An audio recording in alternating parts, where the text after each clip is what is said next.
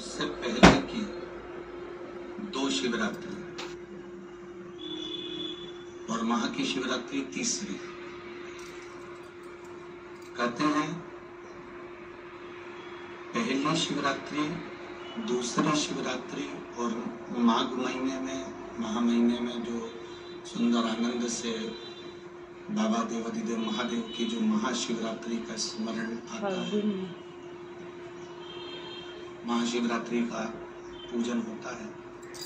तो पहली शिवरात्रि पर हम जितना दान करते हैं, पुण्य करते हैं, भजन करते हैं, कीर्तन करते हैं, सत्संग करते हैं या बाबा से अपने दिल की बात करते हैं, तो तीसरी शिवरात्रि जो महाशिवरात्रि आती है, तब तक मेरा बाबा आपको करोड़ों में प्रदान कर देता है। भोले अपने दर से अब तो न टालो, गिरी जा रही उठा लो, उठा। समुद्र के अंदर ना बाबा आपका पुत्र है। पुत्र, हम पुत्र की स्मृति करते हैं पर हमारे सामने प्रकट हुआ। नेत्र बंद करने के बाद प्रकटा है ना, यह श्रेष्ठता नहीं है। समुद्र में फेंक दिया गया, समुद्र में डाल दिया गया। और समुद्र में जब उस बालक को फेंका गया तो नीचे जब हिरण्याक्ष ने उस बालक को झेल लिया और उस बालक को पाल पोस के बड़ा करा, हिरण्याक्ष के प्राण छिड़ गए। वराह भगवान प्रकट होकर हिरण्याक्ष को मार दिया। हिरण्याक्ष के जाने के बाद अंधकासुर बड़ा हो गया। अंधकासुर जब बड़ा हुआ तो उसने वर मांगा, उसने वर मांगा, मरो मत इसे। और अंधकासुर ने वर मांगा ब्रह्मा जी से, ब्रह्मदेव मुझे वर दीजिए। ब्रह्मा जी ने कहा क्या वर चाहिए, मैं कभी मरूं ना। ब्रह्मा जी ने कहा ये कभी नहीं हो सकता कि जिंदगी में कोई अमर पैदा हुआ, मरना तो पड़ेगा। केवल एक शिव, इस मृत्यु लोक का देवाधिदेव केवल एक महादेव ऐसा है जो न जन्मा है न मरता है। वो तो एक बिंदु के रूप में, और बिंदु सर्वस्व है, सर्वस्व।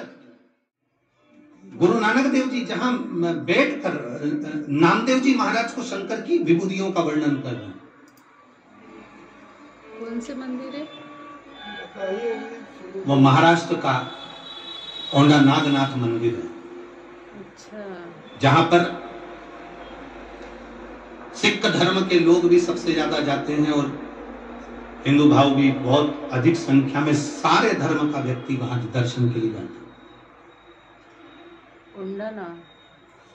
जहां पर गुरु नानक देव जी बैठकर स्वयं नामदेव जी महाराज को ज्ञान चर्चा दे रहे हैं। जो नामदेव जी महाराज संत शिरोमणि है, साधक है, उपासक है, संत है, तपस्वी हैं, 2 संत आपस में बैठकर वहां चर्चा कर रहे हैं, संत गुरु नानक देव जी और संत नामदेव जी महाराज।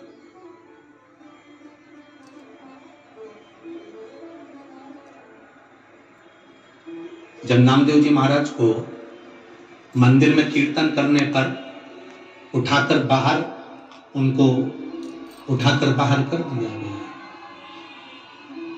उनको उठाकर बाहर कर दिया गया। जब उनको उठाकर बाहर करा, जब उनको उठाकर बाहर फेंका गया, बाहर करा गया, तो एलईडी बंद हो गई। जैसे उनको बाहर करा वैसे ही नामदेव जी महाराज की आंखों में जल भर गया। नामदेव जी महाराज की आंखों में जल, और नामदेव जी महाराज की आंखों में जैसे जल आया, नामदेव जी महाराज की आंखों में जैसे जल पहुंचा, हमको लगता है आज जब नामदेव जी महाराज को मंदिर से बाहर कर दिया गया, बात गुरु नानक देव जी ने पूछा नामदेव जी से, नामदेव क्या हो गया? बहुत सुंदर रोचक कथा है, जरा स्मरण करेंगे तो आपकी हृदय तक ये कथा पहुंचेगी, आपके दिल तक। नामदेव क्या हुआ? नामदेव जी कहते हैं मैं मंदिर में नृत्य कर रहा था, शंकर भगवान को रिझा रहा था, मंदिर के लोगों ने, मंदिर के पुजारियों ने मेरे को उठाकर बाहर पटक दिया, मंदिर के पीछे। बल देखिए क्या होता है, एक सच्चे सतगुरु का साथ क्या होता है। गुरु नानक देव जी बोले, नामदेव, लोगों ने तुझे मंदिर के पीछे लाकर पटक दिया और तू रोने लगा। एक सच्चे सतगुरु का साथ क्या होता है वो देखिए। नामदेव, मंदिर के पीछे किसी ने तुझे फेंक दिया और तू रोने लगा। आप और हम में से कई लोग ऐसे हैं, कोई मंदिर जाने से रोकता है तो दिल दुखता है, कोई जल चढ़ाने से रोकता है तो दिल दुखता है, कोई पूजन करने से रोकता है तो दिल दुखता है। यहाँ पर इस कथा के मंडप में एक माता ऐसी बैठी हुई है जिसके लड़के की तबीयत खराब हो गई थी, बहुत ज्यादा तबीयत खराब हो गई थी और वो विदेश में थी।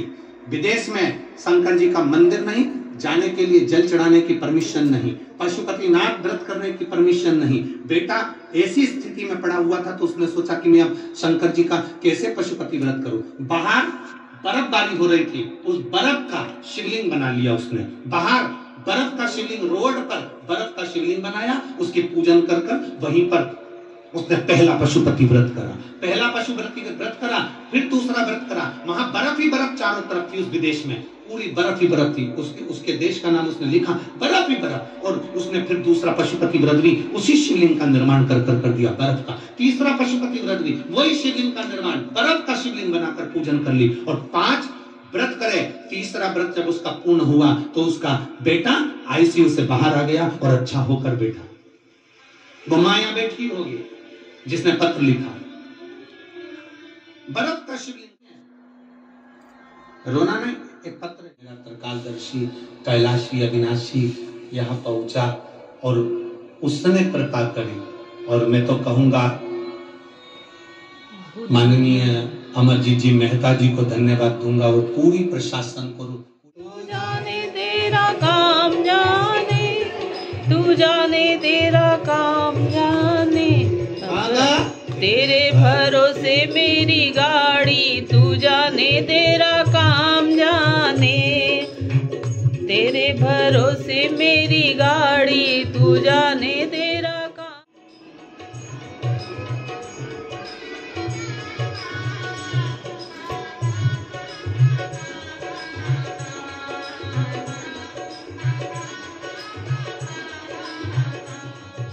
दुनिया हंसेगी ना, हंसने दो।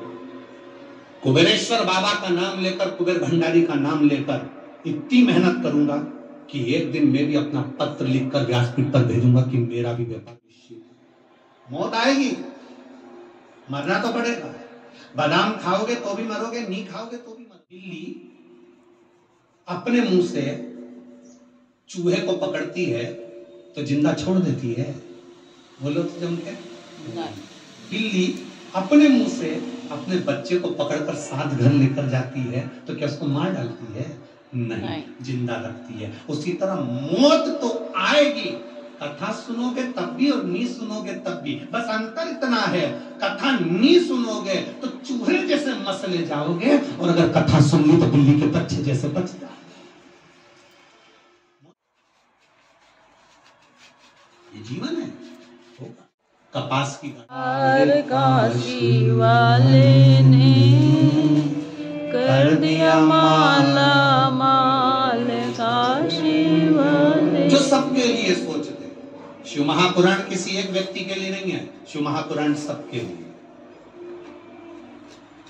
कई लोगों के मन का प्रश्न रहता है, गुरुजी बड़े बड़े महाराज भी सबसे मिलते हैं, बड़े बड़े महात्मा भी सबसे मिलते हैं, बड़े बड़े गुरुजी भी सबसे मिलते हैं, तुम अनूठे पैदा हुए किसी से नहीं मिलते। हम उनसे पूछते मिलकर करेंगे क्या? जो कुछ बोलना है व्यासपीठ से बोलेंगे। आपके दुख का निवारण हमारे पास में नहीं है, आपके दुख का निवारण केवल शिव महापुराण के अंदर है। और शिव महापुराण की कथा जब व्यासपीठ से होती है वो एक का निवारण नहीं करती, जितने सुनते हैं सबका निवारण करती है और सबकी झोली भरती है। मिलकर करोगे हे प्रभु राम, क्या? तुम्हें तो भगवत भजन की तमन्ना होना चाहिए, भीतर एक तमन्ना।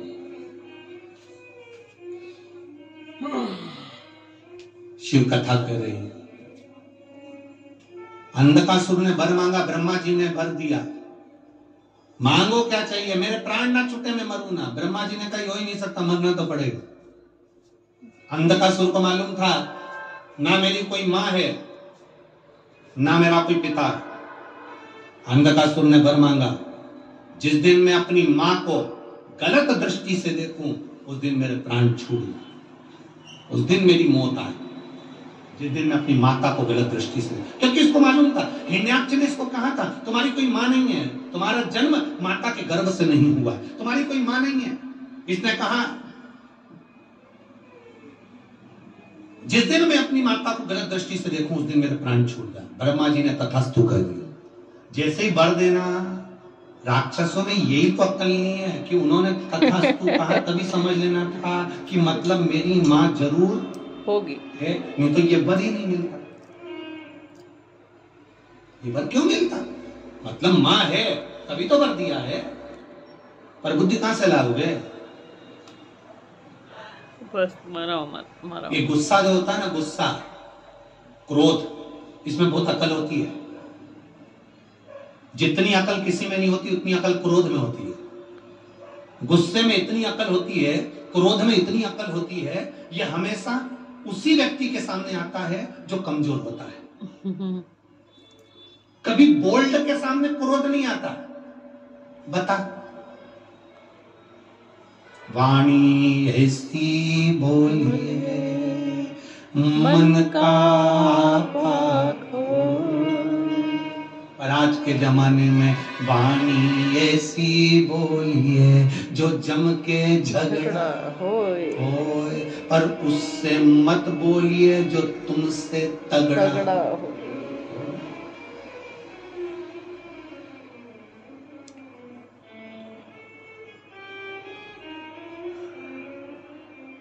एक मूल तत्व को समझो कि अपनी मूलता कितनी है।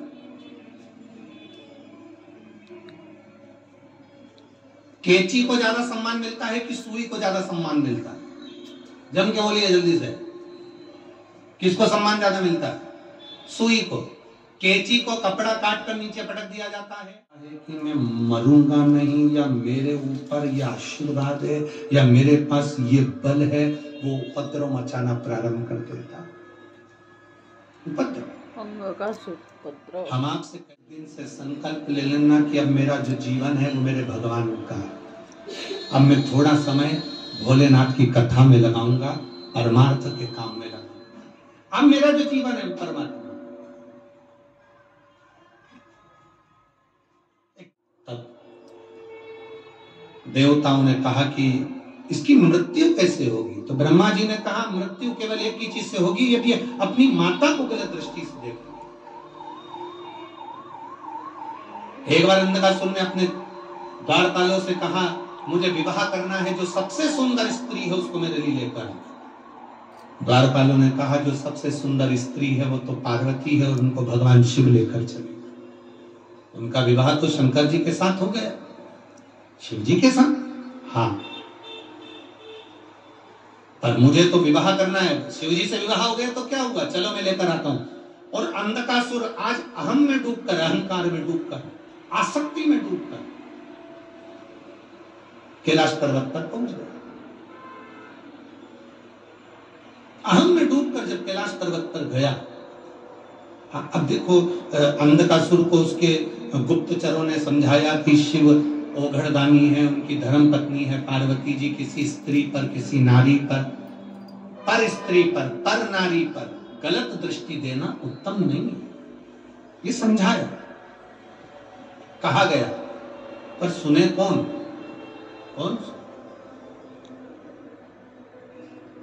अब कितना कितना लोग समझाए। जैसे एक हाथी होता है ना, उस हाथी को कोई महावत गंगा जी के जल में नहला रहा है, महावत गंगा में स्नान करा रहा है, हाथी को खूब साबुन से मला, चकाचक किया, स्नान कराया, और महावत उसको लेकर चला। वो आगे जाकर मिट्टी अपनी सूंड में भरकर अपने ऊपर फेंके तो महावत का कितना दिल दुखे कि बताओ हमने हाथी को इतना नहलाया था, इतना साबुन लगाया, शैम्पू लगाया, इसके बाद भी हाथी ने मिट्टी डाल दी। उसी तरह अंधकासुर को समझाने वालों ने समझाया, अंधकासुर को बताने वालों ने बताया तुम गलत करने जा रहे हो। शंकर जी की धर्म पत्नी है पार्वती, किसी स्त्री पर गलत दृष्टि देना यह उत्तम नहीं है।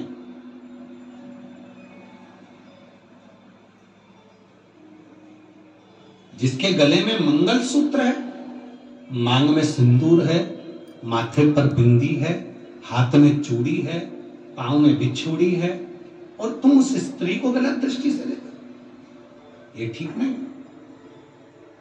ये श्रेष्ठ नहीं है। सुना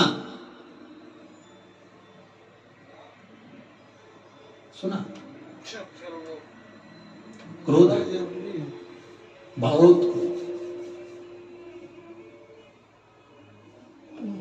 अंधकासुर को इतना गुस्सा आया कि अपने गुप्तचरों के प्राण ले लिए। गुरुजन है, तपस्वी जन है, साधक हैं, उपासक हैं, चाहे वो संत नामदेव जी हो, चाहे गुरु नानक देव जी हो, चाहे रामकृष्ण परमहंस जी हो, चैतन्य महाप्रभु जी हो, श्रीमद वल्लभाचार्य जी हो, श्री रामानुजाचार्य जी हो, श्री निम्बरकाचार्य जी हो, मीराबाई, कर्माबाई, नरसिंह मेहतान, ये सब जितने जितने राष्ट्र के संत हुए हैं, इन्होंने अच्छा देने का प्रयास करा, समझाने का प्रयास करा। जो समझ गया उसकी बुद्धि में बैठ गया, और बैठ गया तो आज तक उसका नाम लिया जाता। आज तक लोग कहते हैं कि उसने कुछ ग्रहण किया।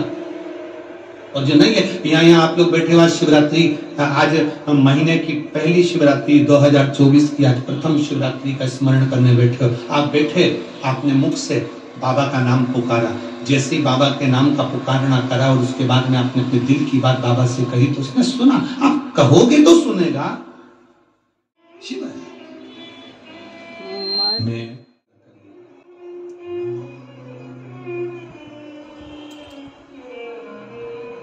कार्यकर्ता भी जहां खड़े हैं वहीं बैठकर बोले, जो बीच बीच में जा रहे आ रहे हो वो भी बैठकर बोलने। बार बार कोई भटिंडा में कथा नहीं होती। वो तो मेहता जी को धन्यवाद है जिन्होंने, तब आपका पत्र सीहोर की व्यासपीठ पर हो, हम तो बाबा से यही प्रार्थना करते हैं इतना जल्दी बाबा, क्योंकि रुद्राक्षोत्सव में भी अभी 3 महीने बाकी हैं, तो वो 3 महीने में वो सुनता भी है, देता भी, दिल से कहे।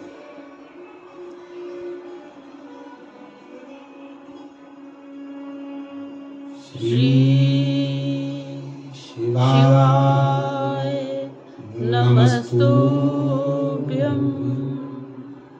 श्री शिवाय नमस्तुभ्यं, श्री शिवाय नमस्तुभ्यं, श्री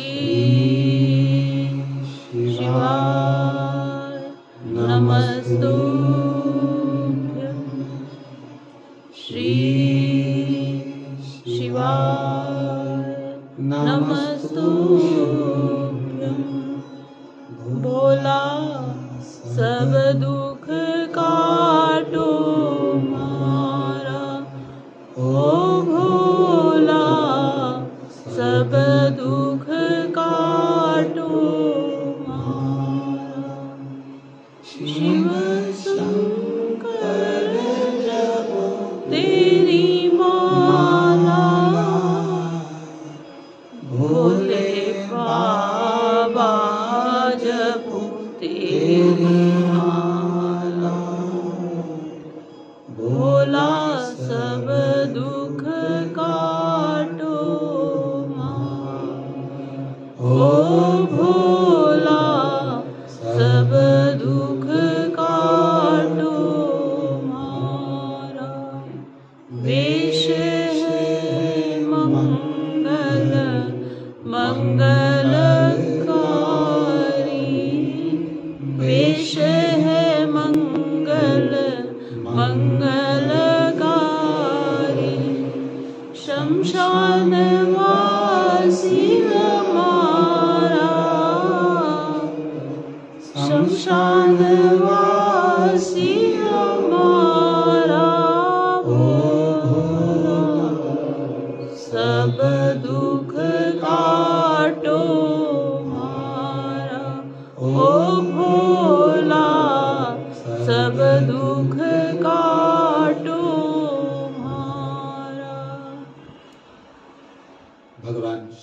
को सारे वर मिल गए, भानु को पानी उपद्रव मचाया, किसी से भय तो खाता ही नहीं था। देवताओं ने स्तुति करी भानुकोपन को मारने के लिए भगवान शिव से। शंकर भगवान बोले कि ये मेरे शिष्य हैं, महेंद्रपुरम के राजा और रानी और उनका बेटा है। निंदा सुनने के कारण ऐसी औलाद पैदा हो गई, ऐसी संतान हो गई, इसलिए मैं इसको नहीं मार सकता। तो फिर कौन मारेगा? शिव जी ने कहा षडानंद कार्तिकेय जी से अगर प्रार्थना करी जाए और षडानंद कार्तिकेय जी की धर्म पत्नी देवसेना यदि शिव आराधना में लीन हो जाए, जिस समय पर देवसेना शंकर भगवान की आराधना कर रही है,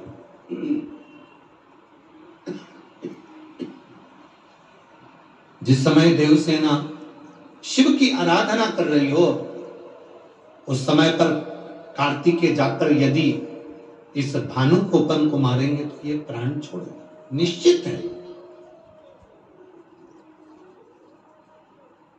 बहुत सुंदर बात यहां पर कही गई, जब हम शंकर भगवान को जल चढ़ाते हैं, आराधना करते हैं या श्री शिवाय नमस्तुभ्यम कहते हैं, या हम भगवान शंकर का अभिषेक कर रहे होते हैं, पूजन कर रहे होते हैं, आराधना कर रहे होते हैं, तो कहते हैं जैसे देवसेना शिव जी की आराधना में लगी रही और उसके पति ने जाकर भानुकोपन का संहार करा।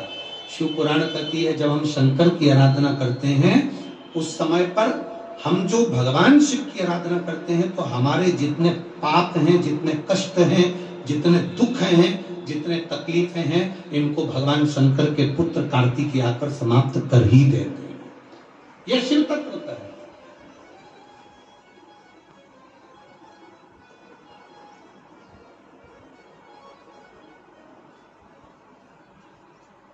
मेरे बाबा दया करना,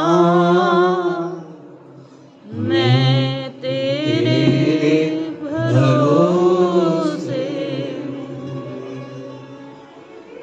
अगर हम जल चढ़ा रहे हैं, हम शिव की आराधना कर रहे हैं, हम भगवान शंकर की भक्ति कर रहे हैं, तो हमारे ऊपर आने वाली तकलीफें, दुख, कष्ट, परेशानियां शिवपुत्र षडानंद कार्तिकेय समाप्त कर दे।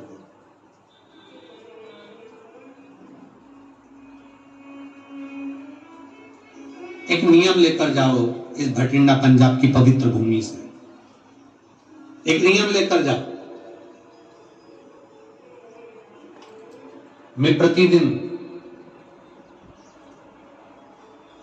शिव नाम का स्मरण अवश्य करूं। श्री शिवाय नमस्तुभ्यम बोले। केवल अपने ही दुख के लिए नहीं, घर में परिवार में जितने भी सदस्य रह रहे हों, परिवार में जितने भी लोग रह रहे हों, उन सभी के कष्ट के निवारण के लिए श्री शिवाय नमस्तुभ्यम। एक पत्र है, देखिए। में डूबे रहते हो तब आपके दुख, आपके पाप, आपके कष्ट, आपकी तकलीफ शिव के पुत्र षडानंद कार्तिकेय आकर काटते जरूर। बस इतना जरूर याद रखना कि विश्वास दिल में होना चाहिए, भरोसा दिल में। एक माँ ने पत्र भेजा है, वो खुद तो नहीं आई है। मेरा नाम रेवा देवी है, मैं जम्मू शहर से हूं। मैं कथा में नहीं आ पाई हूं, मेरी जेठानी कथा में आई है। कहीं बैठी हो तो हाथ हिला सकती है। मेरा नाम रेवा देवी है, मैं जम्मू शहर से हूं। मेरी शादी कहाँ है? आप ही दोनों आई हैं? हाँ जी। पहले तो बधाई, उनको भी बधाई जिनके घर में बच्चा हुआ है। ठीक है, दोनों हाथ हिला दो एक बार। मेरी देवरानी जेठानी वहां पर कथा में आई है गुरुदेव। मैं आ नहीं सकती क्योंकि मेरा बाबू छोटा है। मेरा नाम रेवा देवी है, मैं जम्मू शहर से हूँ गुरुजी। मेरा विवाह 22 साल पहले हुआ था। 22 साल से मेरे घर में औलाद नहीं थी गुरुदेव। 22 वर्ष से मेरे घर औलाद नहीं हुई। ऐसा कोई डॉक्टर नहीं, ऐसी कोई जगह नहीं, ऐसा कोई धर्म स्थल नहीं जहां गोदी ना भरवाई हो, प्रणाम ना करा हो। गुरुदेव आखिरी में सब जगह से हार गए। तब मेरे पति भी कहने लगे और मैं भी कहती हूँ कि मेरे यहाँ औलाद नहीं हो सकती। 22 साल जिसकी शादी को हो जाए तो औलाद कैसे हो सकती है। पर मेरा विश्वास जागृत हुआ। शिव महापुराण की कथा टीवी पर चल पढ़ना सुनना चालू करी। शिव जी के मंदिर हम दोनों पति पत्नी जाना चालू करे। मेरे पति शंकर मंदिर कभी नहीं जाते थे, पर उनको भी मैंने शिव मंदिर जाने को कहा और मेरे साथ जाते। बाबा पर जल चढ़ाते, बेलपत्र खाते, सफेद आंकड़े की जड़ का प्रयोग करा और फिर बाबा का भरोसा रखकर कुंदकेश्वर महादेव का नाम लेकर ट्रीटमेंट चालू करा। बाबा की ऐसी कृपा हुई कि बाबा की कृपा से अभी 1 महीने पहले मेरे घर में संतान की प्राप्ति हुई। 22 साल बाद मेरे यहाँ औलाद हुई है। गुरुदेव हम बाबा को नमन करते हैं। बाबा के नाम से ही हमने उसका नाम रिधान रखा है और बाबा के भरोसे हैं। बाबा को प्रणाम करने के लिए मैंने अपनी जेठानियों के हाथ ये पत्र भेजा है। बधाई बाबू, एक बार हाथ हिला दो। श्री शिवाय नमस्तुभ्यम। मैं जम्मू से रेवा देवी, 22 साल के। हम फोटो लगा रहे हैं गुरुजी, हमारा फोटो देखिए। फोटो में आप बच्चे को भी देखेंगे, उसकी मम्मी को भी देखेंगे। जितने लोग भी आस्था चैनल पर एलईडी पर देख रहे हैं, एलईडी पर भी आप देख सकते हैं। 22 साल के बाद बैठिए बहन। श्री शिवाय नमस्ते। शिव तत्व की प्राप्ति। आप शंकर को जल चढ़ा रहे हैं, आराधना कर रहे हैं, पूजन कर रहे हैं, भजन कर रहे हैं। आपके दुख को, आपके कष्ट को, आपके पापों को शिव के पुत्र मिटा।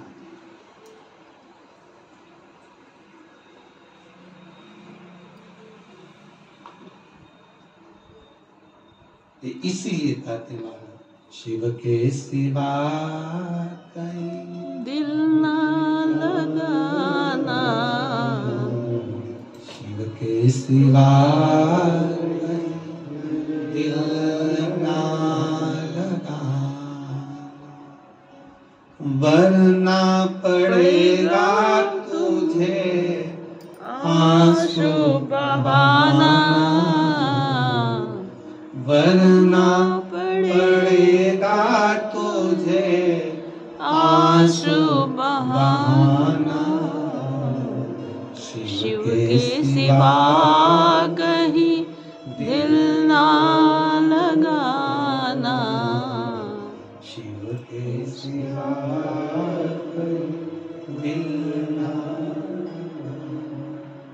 भगवान से अगर हृदय जोड़ लिया है, शिव हमारे करीब में आया है, हम शिव के करीब में आए हैं, तो जरूर कुछ ना कुछ सुख हमें मिले।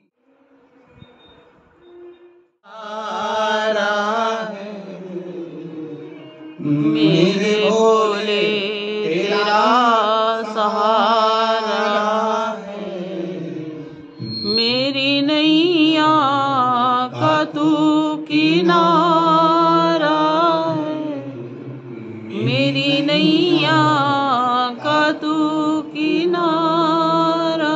थोड़ा कष्ट से जिताएगा, आगे बढ़ाएगा।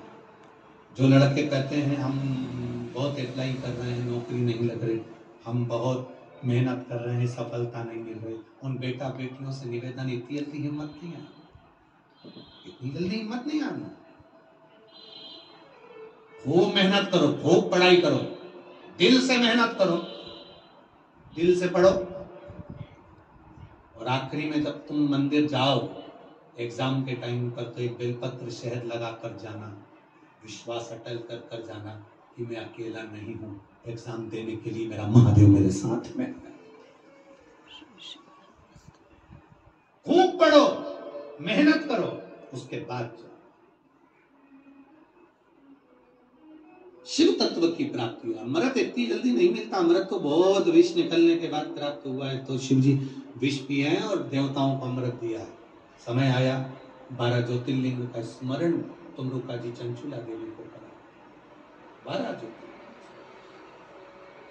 और जब 12 ज्योतिर्लिंग का स्मरण चंचुला देवी को कराया तो प्रथम सोमनाथ जी का स्मरण कराया। चंद्रदेव को काया का रोग हो गया। एक बात अपने चित्त में रखना, समापन के दिन की कथा में ये 12 ज्योतिर्लिंग की जो कथा होती है, उसके बाद में हम जब बाबा का स्मरण करते हैं और दिल से बाबा से कह कर जाते हैं, लोग कहते हैं ना कि मेहमान जाते जाते कुछ देकर जाते हैं, बस वो यही देकर जाते हैं, हमारी जिंदगी की खुशियां हमारे झोली में भरकर चले जाते हैं। वो शिव ओघड़ी है, शंभु। प्रथम ज्योतिर्लिंग सोमनाथ जी का वर्णन करा।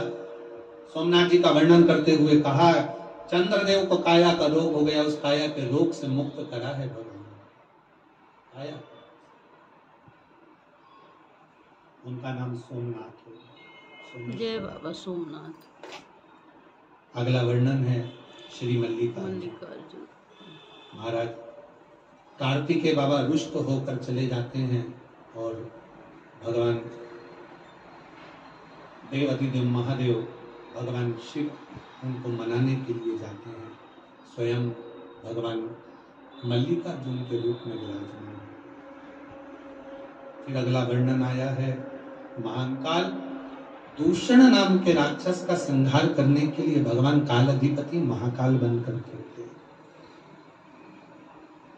फिर वर्णन आया है, ओंकारेश्वर बिंद नामक पर्वत ने तप करी, साधना करी और तप साधना कर कर भगवान शिव को पाया, ओंकारेश्वर कहलाया। फिर वर्णन आता है, केदारनाथ नर नारायण ने तप कर कर भगवान शिव को पाया है। फिर वर्णन आया है, भीमाशंकर कुंभकर्ण की धर्म पत्नी करकटी के पुत्र भीम का संहार भगवान शिव ने करा तो उनका नाम भीमाशंकर कहलाया। अगला वर्णन आया है, काशी विश्वनाथ मनु शत्रुपा के लिए भगवान शंकर स्वयं प्रकट हुए, स्वयं विश्वनाथ के रूप में प्रकट हुए। फिर अगला वर्णन आया है, त्र्यंबकेश्वर गौतम बाबा पर गौ हत्या का दोष लगा, उस दोष को मिटाने के लिए बाबा त्र्यंबकेश्वर बनकर प्रकट हुए हैं, इसे त्र्यंबकेश्वर बने। बाबा त्र्यंबकेश्वर बनकर प्रकट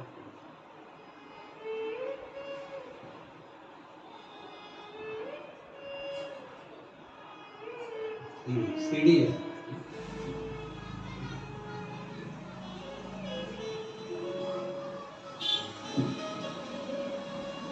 इस बच्चे ने पत्र लिखा था, मेरा नाम दीक्षा है, मैं गांव मिर्जीवाली हनुमानगढ़ राजस्थान से आया हूँ, 8 वर्ष का हूँ। मैंने केवल आपका मोबाइल पर और टीवी पर कथा सुनता हूँ, मैंने शिव को नहीं देखा, आपको छूना चाहता हूँ, मेरे बाबा को मैं स्पर्श करूं, व्यासपीठ को नमन करना चाहता हूँ।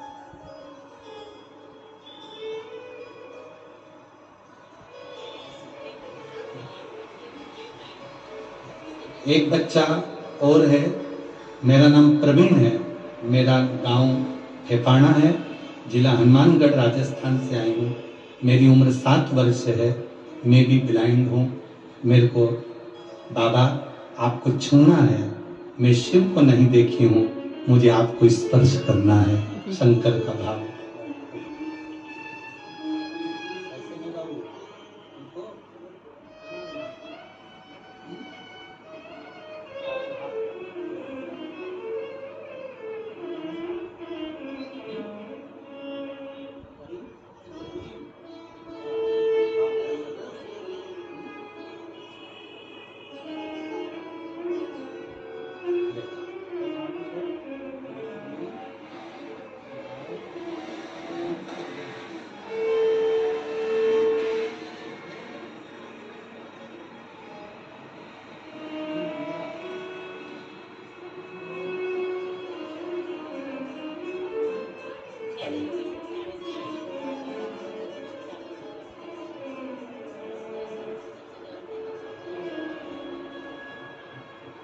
अरे लुटा दिया भंडार काशी वाले ने, कर दिया माला माल काशी वाले। लुटा दिया, लुटा दिया, लुटा दिया, लुटा दिया, लुटा दिया भंडार काशी वाले ने, कर दिया माला माल काशी वाले ने। शिव तत्व की प्राप्ति आपके भीतर भगवान शंकर की भक्ति। महाराज गौतम बाबा पर गौ हत्या का दोष त्र्यंबकेश्वर के रूप में विराजमान, आगे वर्णन आया है श्री वैद्यनाथ रावण के लिए भगवान जा रहे थे, परंतु वही मध्य में विराजमान होकर वैद्यनाथ जी के रूप में विराजमान हुए। नागेश्वर दारुक नाम के राक्षस का संहार करने के लिए भगवान नागेश्वर बने। राम जी ने स्थापना करी, रामेश्वरम बने। सुधर्म नाम के ब्राह्मण की पत्नी भूष्मा का बेटा जीवित करा, कृष्णेश्वर बने। ऐसे 12 ज्योतिर्लिंग का स्मरण करें, 12 ज्योतिर्लिंग का स्मरण करा। चंचुला का पति बिंदु प्रेत योनि से मुक्त। शिव जी ने अपनी बेलपत्र उपहार को पोथी को समर्पित कर, जो दिल से इस कथा को श्रवण करेगा, शिव महापुराण के पंडाल में पहुंचकर, कथा में पहुंचकर जो मांगेगा, आप टीवी के सामने सुने चाहे मोबाइल पर सुने, जो दिल से आपने मांगा वो बाबा देता है। दिल से और हमारा विश्वास कहता है 2024 की जनवरी में आपने बाबा देवादिदेव महादेव की कथा सुनी है, उससे जो प्रार्थना करी है, जो दान करा है, जो पुण्य करा है, जो लंगर चखाया लोगों को, उसका पुण्य तुम्हें 7 मार्च वाली शिव महापुराण तक मालूम पड़ेगा कि तुमने क्या क्या दिया, कितना कितना। सहज नहीं है शिव। कई लोग कहते हैं गुरुजी ऐसा हमको वर दीजिए, हम भी शिव पुराण कथा कराए। खूब कराओ, खूब बाबा कृपा करे और खूब कराते हो। इसीलिए सीहोर कुबरेश्वर धाम की जो शिव महापुराण की कथा होती है वो किसी एक की नहीं होती। सीहोर में जो कुबरेश्वर धाम की शिव महापुराण की कथा जो साल में एक बार होती है, रुद्राक्ष उत्सव के समय पर, शिवरात्रि के समय पर, उसमें लगभग 10-15 यजमान हम खुद कहते हैं आशीष जी को, समीर जी को, इन लोगों को कि कम से कम 10-12 यजमान बनाया करो, जिससे सबको मौका मिल जाए कि वो भी यजमान बनकर शिव महापुराण की कथा का लाभ ले। और इतना मेरा बाबा भंडार भरे कि आप भी 7 मार्च से 13 मार्च तक होने वाली कथा के आप भी यजमान बने और बाबा आपको खूब खूब कृपा करे। दया करीन दर्शन आपो। शिव तत्व कह रहा, भगवान शंकर की कथा कर। श्री शिवाय नमस्तुभ्यं। भानु को बन के प्राण चले। आप जब